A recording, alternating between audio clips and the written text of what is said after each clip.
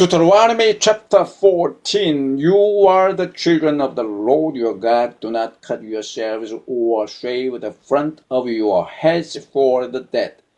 For you are a people holy to the Lord your God out of all the peoples on the face of the earth.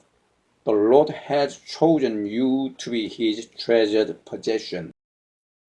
Do not eat any detestable thing. These are the animals you may eat: the ox, the sheep, the goat, the deer, the gazelle, the roe deer, the wild goat, the ibex, the antelope, and the mountain sheep.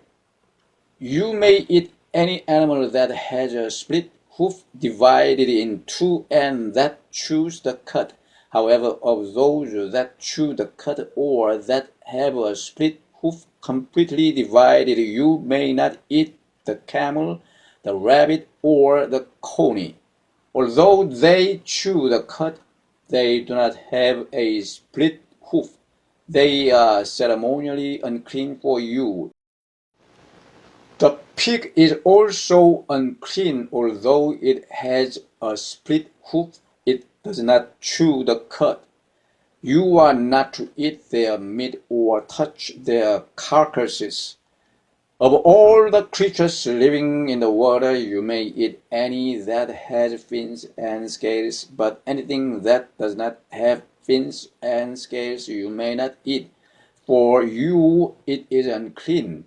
You may eat any clean bird, but these you may not eat: the eagle, the vulture, the black vulture, the red kite, the black kite, any kind of falcon, any kind of raven, the horned owl, the screech owl, the gull, any kind of hawk, the little owl, the great owl, the white owl, the desert owl, the osprey, the cormorant, the stork, any kind of heron, the hoopoe, and the bat.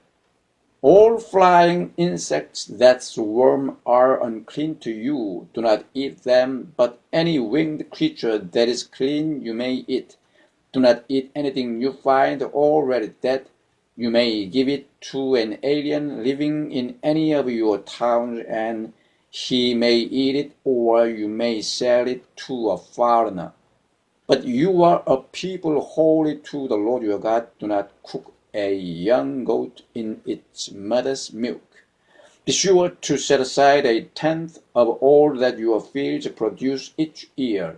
Eat the tithe of your grain, new wine and oil, and the firstborn of your herds and flocks in the presence of the Lord your God, at the place he will choose as a dwelling for his name, so that you may learn to revere the Lord your God always.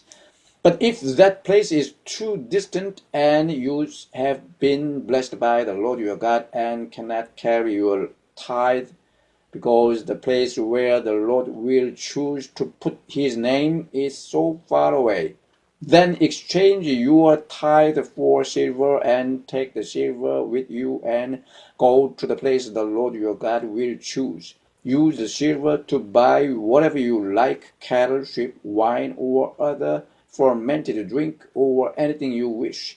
Then you and your household shall eat there in the presence of the Lord your God and rejoice. And do not neglect the Levites living in your town, for they have no allotment or inheritance of their own.